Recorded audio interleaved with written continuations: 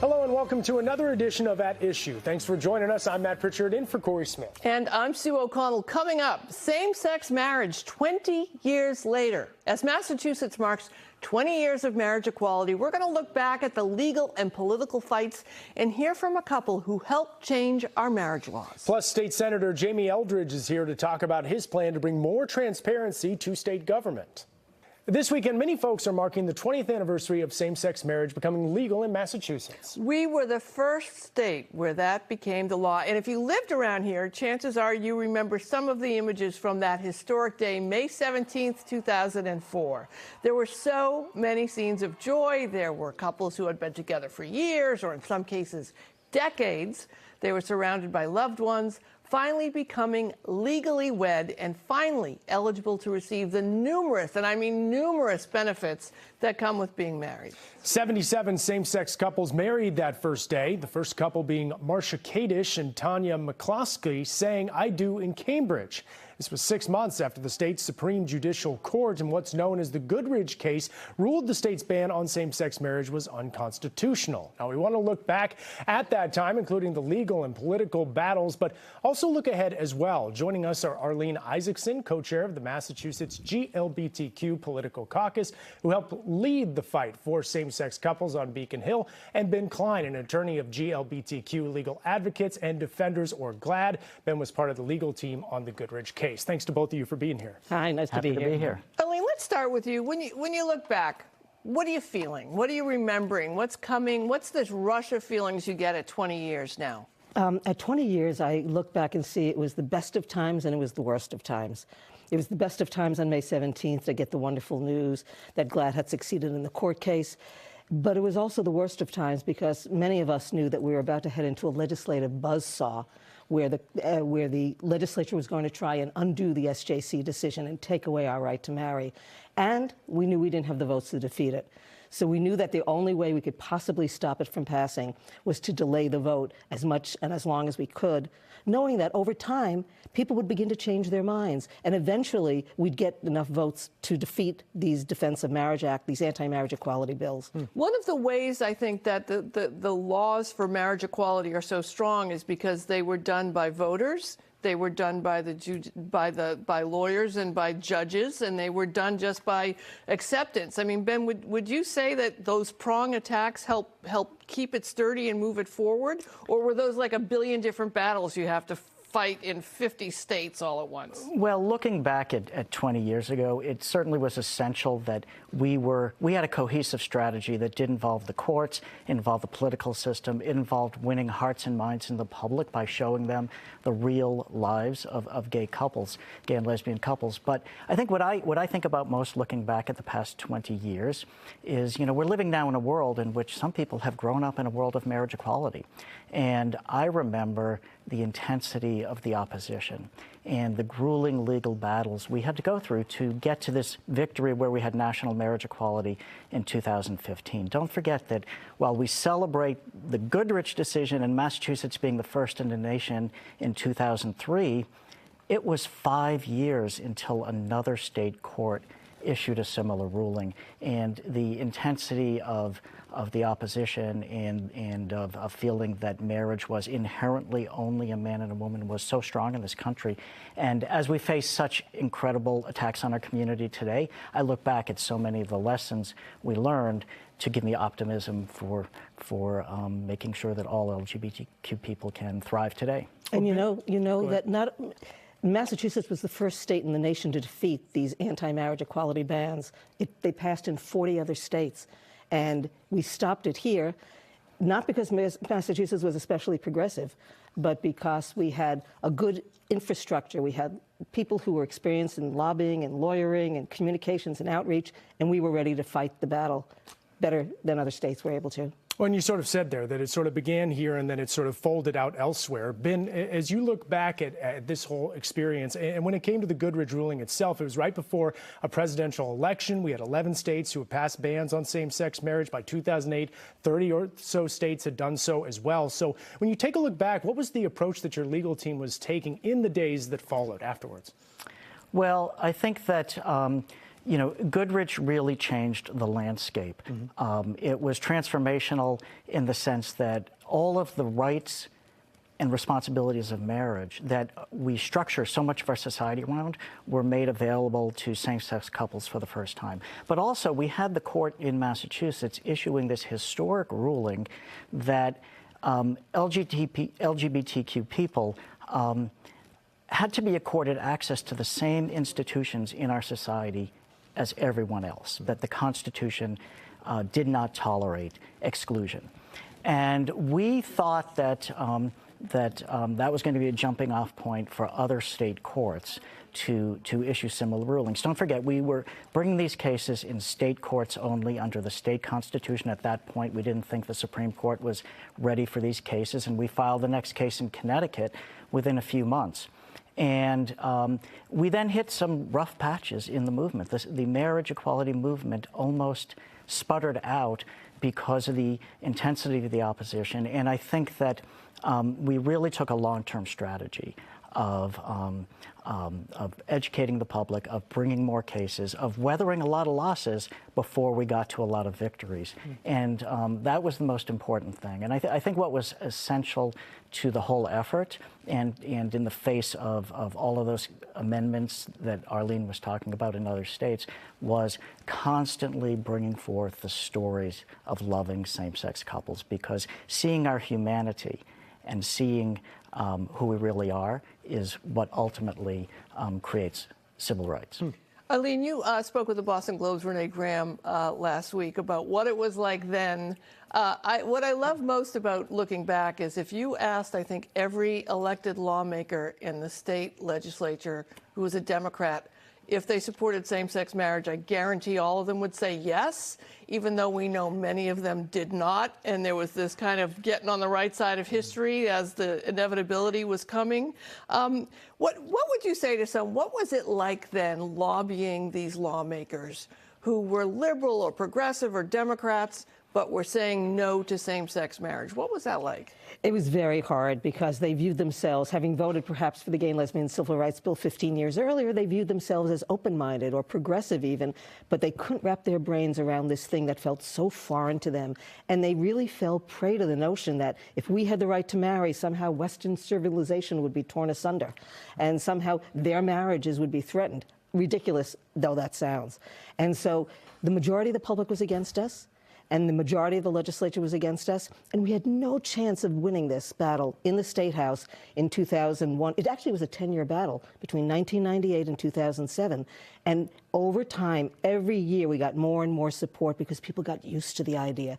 They saw it wasn't this horrible thing that they feared, and they found that the only thing that happened when gay folks had the right to marry is that maybe they had to buy more wedding presents than they had planned on originally. Well, Arlene and Ben, hold on for just one moment. We want to bring in another couple who were part of the lawsuit that led to same-sex marriage. Maureen Brodoff and Ellen Wade, just celebrated their 20th wedding anniversary. Congratulations to both of you. Maureen, when you think back on your wedding day, I guess what stands out from that moment? Oh, so many things. It was for us a moment of celebration and kind of a surprise, because up until a week before we were able to marry, it wasn't clear that that would in fact happen, because as Arlene and Ben have pointed out, it was so fraught at the time, and there were so many efforts to prevent that from happening. So we organized a wedding in a week, and we had one of the most wonderful celebrations you could possibly imagine, including our families, our friends, our supporters, and it was a marvelous day.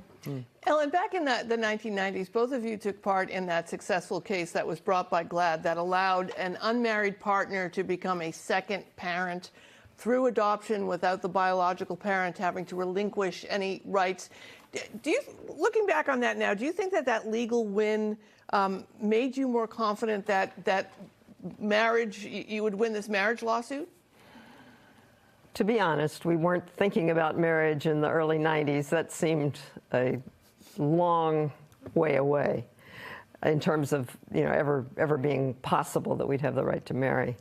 But it did, I think it was important, like Ben and Arlene have been talking about, in changing people's attitudes.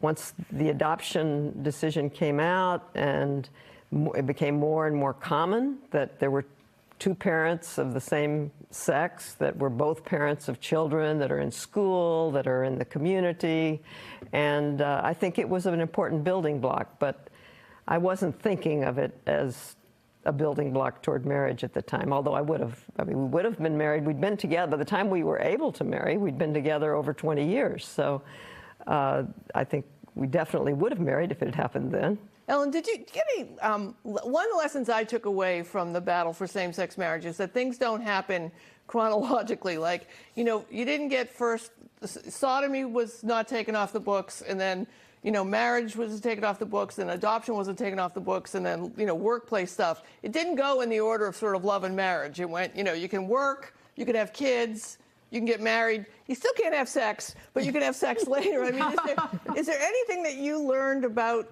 activism that you could share to others about you know, it's not a chronological battle here?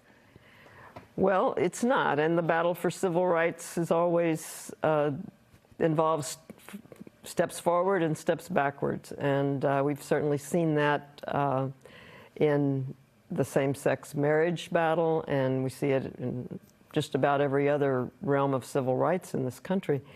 But you know, it was not a steady progress constantly. As Arlene has said, there were lots of battles and lots of uncertainty along the way. Maureen, turning now to the moment that we're in right now, Supreme Court Justice Clarence Thomas wrote that the Supreme Court, after having overturned Roe v. Wade, should revisit cases that are built on similar legal footing, including the case that legalized same-sex marriage in all 50 states. So how do you respond when you hear that? What are your concerns? It's of concern, of course. On the other hand, we've been married for 20 years now, and we've been able to, after that very fraught period when it was coming to pass, we've basically gone on and lived our lives like other families. And by and large, it has become a commonplace that we're entitled to have families just like everybody else and to form partnerships and committed relationships.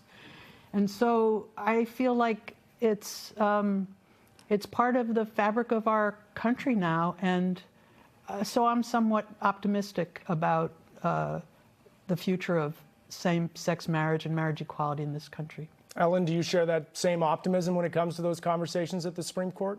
Well, I don't certainly trust this particular Supreme Court to do anything correctly on any important matter like this. But we are working in Massachusetts on the parentage issue you just mentioned. We are working very hard to pass laws to protect the kids of LGBTQ couples who right now have to go through the odious, laborious, expensive, time-consuming process of adopting their own children. And hopefully we can pass the Massachusetts Parentage Act to cure that once and for all. But to that point, why isn't that passed yet? This is a democratically controlled state. You know, this is a Parentage Act that doesn't just impact LGBTQ people, right? It's something that, what's the holdup here? That is a good question. We know that a key legislator is working very hard on doing some rewrites to the bill and is sincerely interested in moving it, but it's been about 6 to 8 years so far, and right now Massachusetts is the only state in New England which has not updated its parentage laws. So we're 40 years behind, even though we have more assisted reproductive technology births in this state than any other state in the nation. Ben, your thoughts on this, and maybe the broader Supreme Court question as well? Yeah, well, let me start with the Supreme Court. I mean, that's something that's on everybody's mind after the Dobbs decision overturning Roe v. Wade. I think that you know, the Obergefell decision should be safe. It would be an outrage for the Supreme Court to reverse that decision.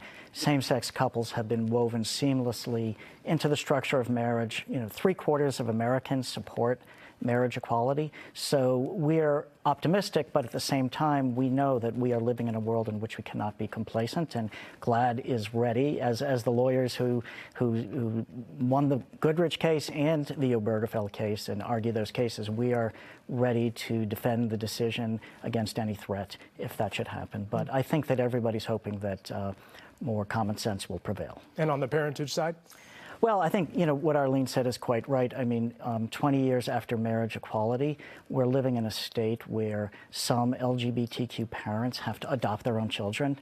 That's absurd in this world. But again, we need to update the parentage laws, and we really want the legislature. This bill has been in 2 or 3 sessions of the legislature now.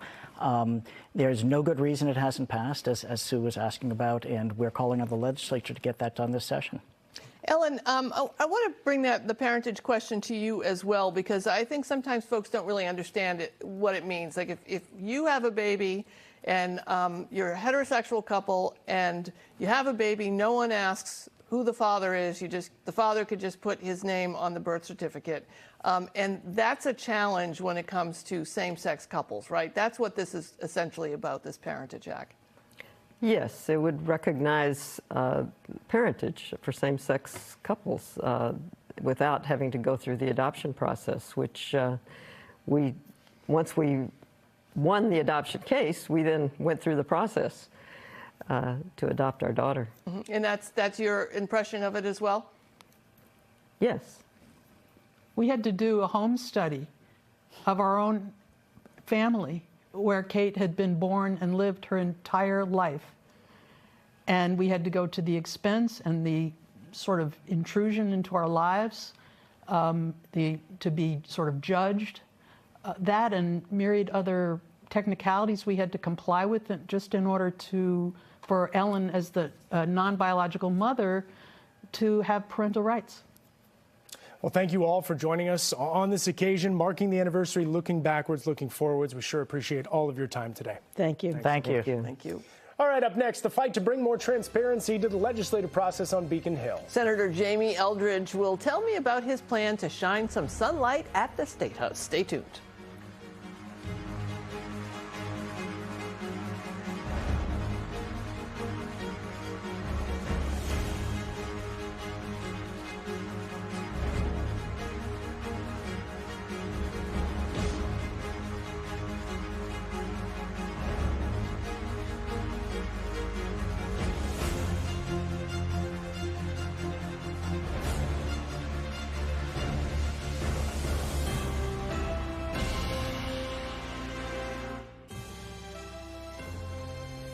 Massachusetts is known for being first in many, many things, whether it's education, healthcare, or same-sex marriage. But when looking across all the 50 states in our nation, the Commonwealth is near the bottom when it comes to government transparency. So Massachusetts, the only state where the governor's office, the legislature, and the judiciary all claim that they are exempt from the public records law, which allows all of us to get a look at documents like lawmakers' meeting notes and communications. Well, efforts are now underway to change that process on Beacon Hill. And joining us is one of the lawmakers behind the push, Senator Jamie Eldridge, who represents the Middlesex and Worcester District. So, thanks so much for coming in. Great to see you again. Yes, thank you, Sue. Happy marriage anniversary. You were one of the people who supported it early, so congratulations. Absolutely. All right, let's look at this effort that you're working on now, the Sunlight Bill that you filed. Yes. What changes would it make to our legislative process that folks at home would understand? Yeah, it's 3 main changes. So the first is applying the public records law to the governor's office, which applies to other state agencies, but not specifically the governor's office. The second would make sure that all committee votes, when I make a vote within the committee that I serve on, that's made public, so the public knows whether I voted for or against the bill. And then making sure that when people are testifying before committees, they get a 1 week's notice and all that testimony is available to the public, so you know who weighed in either for or against the bill. So if you were to adhere to what you're proposing, would that make things stop? Would it make it worse? Would it bring most of the legislative action to a halt? Well, I think that I know there's a lot of frustration for the public now that you are now 11 weeks left before the end of the session and many major bills haven't passed. I would argue that the current process is allowing the legislature to hurry up and wait till the end, and that if there was a more public process, there would be more pressure for legislators to take action and pass major bills. So why aren't they doing it? Where's the pressure to make them do it? Is the public aware? Are you getting enough support from citizens saying we need this now, or they just, we always did it this way, this is the way it's going to be? Well, I think it's just, I do think there's a bit of a culture of comfort in the legislature, that it's easier for the public not to know where we stand on bills. It generates fewer questions, and therefore our job is easier. And I acknowledge being a legislator is difficult, but we got elected to vote, and yet right now, a lot of times within the committees, people don't know how we vote on different bills, whether they're being favorable or sent to study or unfavorable. So this might be a little inside baseball, so you're going to help us out with this. But one tactic that we've seen from leadership is holding fewer of those roll call votes that you're talking about. And that leads to these giant omnibus pieces of legislation rather than multiple individual bills. We see some of that when it comes to the budget amendments, which we were talking before, just before we went on air. And the Senate seems to be more transparent and provide more time for the senators to digest what's in these amendments, which we want you to read them and know what you're voting on, in these bundles. So do you think that that's an area that needs, there should be more transparency there? I think there does need to be better transparency both in the Senate and House around, budget amendments and debate. I think that actually on both bodies, at the end of the day, the budget that comes out of House Ways and Means or Senate Ways and Means includes most of our priorities. But the actual debate, you wanted to have a real debate. You want to have a chance to see where, people come out on different issues and whether an amendment is passed or not. And it does get a little confusing in the budget process. So part of the bill would subject the governor's office to this public records law. And before Governor Healy was Governor Healy, she said that she would refuse to claim exemptions from state public records law like her predecessors did. That seems to have changed pretty quickly when she took office. What do you think about Governor Healy's actions and her office's actions when it comes to public records? Yeah, well, first of all, I think it's important to emphasize the importance of having the public records law apply to the governor's office is that we know how major decisions are made that influence things, what's happening with migrant family policy, what's happening with the Steward healthcare crisis, revenue decisions. But by applying the public records law to the governor's office, that would, make those things more transparent. And I would say with respect to Governor Healy, I think it was probably one of those pledges where it seemed like an easier commitment than it is. I recognize that there does need to be some exemptions. And I think now she's sort of feeling her way to what is her approach going to be. And I think she's striking a balance. I would like to see a little more transparency, but I think that there are positive change happening in the executive office. So your bill has made it through the Joint Committee, the Joint Rules Committee. Yes. What happens next? Yes, it's on the Senate side, so I'm hoping the Senate will take up the bill. If it passes the Senate, then it'll go to the House, and just like any bill, it would go to the governor to be signed. So, we'll see how the governor feels and my colleagues on the bill. What do you think? You have a prediction it's going to become law, or is this going to be another, we'll be talking about this next year? Well, I will say we considered a victory that it came out of committee. I did not think it would be coming out of the Joint Committee on Rules, so that is encouraging. Advocacy is going on by a lot of good government groups. But I think more has to happen, and it's not certain right now. Can you give us just a quick update on the Steward healthcare situation? Do you have any new news for us to share or a prediction you can make about what the next steps with that crisis is? Yeah, what I am hearing from meetings with nurses and workers, including there's one in my district, there's a real concern that now they're going closer to some of them closing and not just being sold to another entity. So I'm very concerned about it and hopeful that the House, I know the House is looking at passing legislation around this. I think the Senate should as well. All right, Senator Jamie Eldridge, great to see you again. Thanks so much for coming in. Thank you, Sue. That's it for this edition of At Issue. Next Sunday, the man who says a country led by former President Trump would be frightening. Historian Robert Kagan joins us to talk about his book, Rebellion, on what's at stake in the presidential election. Plus, Governor Healy's new plans for climate tech and the major conference on its way to Boston focused on innovative ways to deal with the climate crisis. Thanks for joining us. For Matt Pritchard, I'm Sue O'Connell. Enjoy the day.